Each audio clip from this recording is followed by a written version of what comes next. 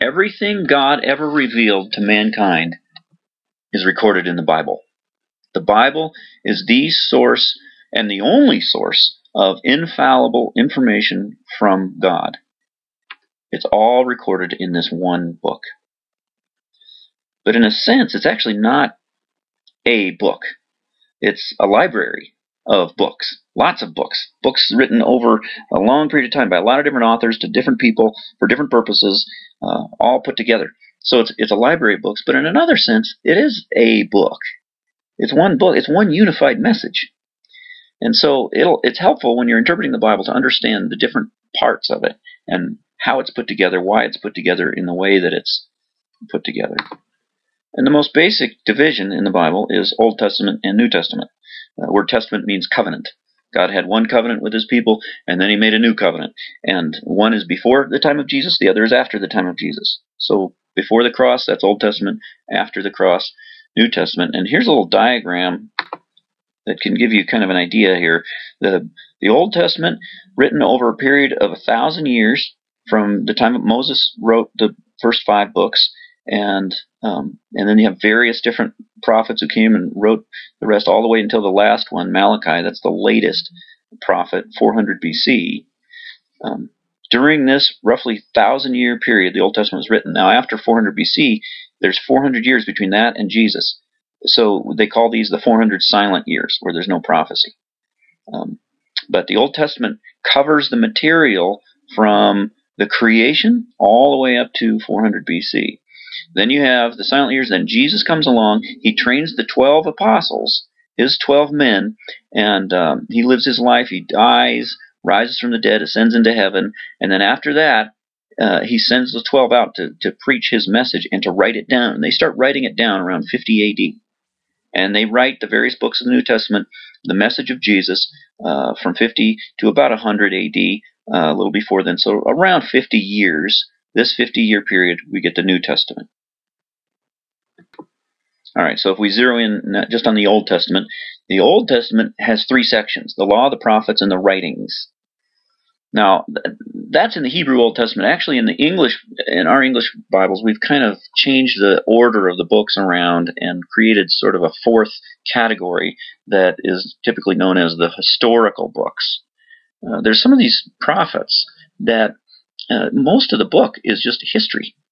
And we have an eye for that. In our culture, we like history. We like just history for the sake of history, just for the sake of keeping track of what happened.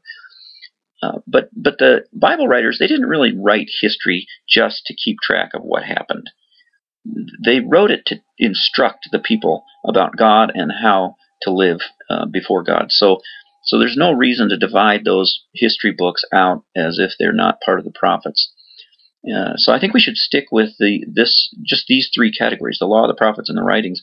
And one of the reasons I think that is because that's the way Jesus thought about it. In Luke 24, when Jesus was on the road to Emmaus after the resurrection, he's talking to those guys and telling them about how the whole Old Testament pointed to him. And look at how he describes the whole Old Testament. He says, "This is what I told you while I was still with you. Everything must be fulfilled that was written about me in the law of Moses, the prophets, and the Psalms." Now, the Psalms, that was an alternate way of referring to the 3rd category, the writings. So Law, Prophets, Writings, or Law, Prophets, Psalms. 3 categories. That's the way Jesus thought about it, and I think that's a good way to think of it. So for the purposes of this course, I'm going to talk about the books of the Bible in the order that they appear in the Hebrew, and I think there's a value to that because there's meaning, there's significance of the order of things. You know, if you write a paper or a book, it matters which chapter comes in which place, in the introduction and the conclusion and all that. You want it all in order because that's part of the meaning.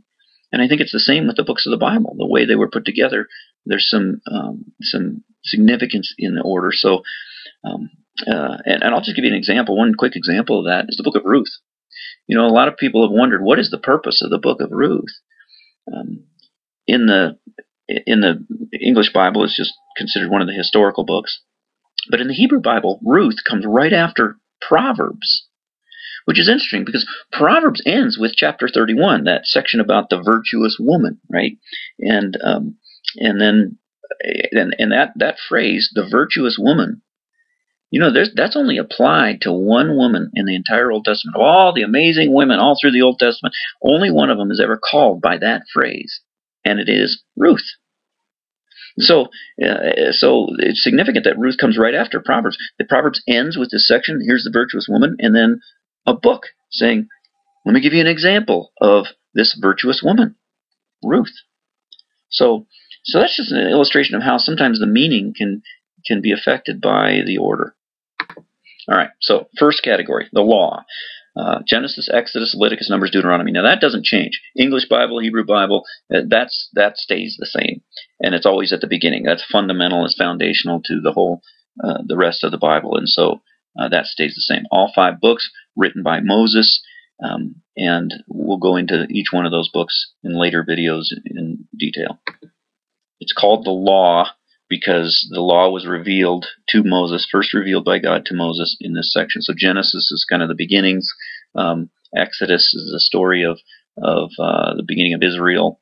That starts in Genesis and then Exodus. But the rest of it is all the law, the giving of the law and the explanation of the law, the commentary on the law. This is how we are to live. This is what God requires us. These are the stipulations of the covenant that God has made with us. And our end of it, how we can show loyalty to God. So that's the law. Next is the prophets, Joshua, Judges, and then Samuel. In the English Bible, it's 1st and 2nd Samuel, and 1st and 2nd Kings. In the original, that was just one book. The only reason there's 1st and 2nd is because when they translated the Hebrew into Greek, and there were a lot more letters, and it was just took up more space, it was kind of unwieldy to have a giant scroll that big to have such a big book. So they just cut it in half, right down the middle. No real rhyme or reason to where they cut it, just kind of in the middle.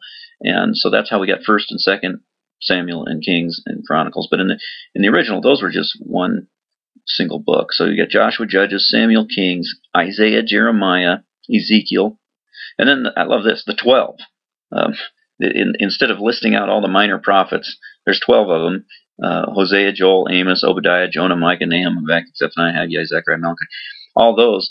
It's nice if you were a little Hebrew kid and going through Sabbath school or whatever, and you had to memorize the books of the Bible. You didn't have to memorize all 12 of those. They just called them the 12. And they grouped them together, and part of the reason for that is they do have a somewhat of a unified message, and they kind of depend on one another, so that those fit together. And the last category is the writings, or sometimes the other writings, and this just refers to the rest of the books. Chronicles, again, one book, Chronicles, and then what we typically refer to as the wisdom literature, Psalms, Job, Proverbs. Ruth is typically called a historical book, not wisdom, but then Song of Songs, Ecclesiastes, Lamentations, all those, except for Ruth, are typically known as the wisdom books. And then you have Esther and Daniel, and that makes sense that they would go together, living outside of the land of Israel during the time of exile. What is that like, and what does God call his people to do? And then Ezra and Nehemiah, that's when they come back from the exile. And that, again, that's one book in the Hebrew. We've divided it into 2 in the English. So that's a basic rundown on the structure of the Old Testament.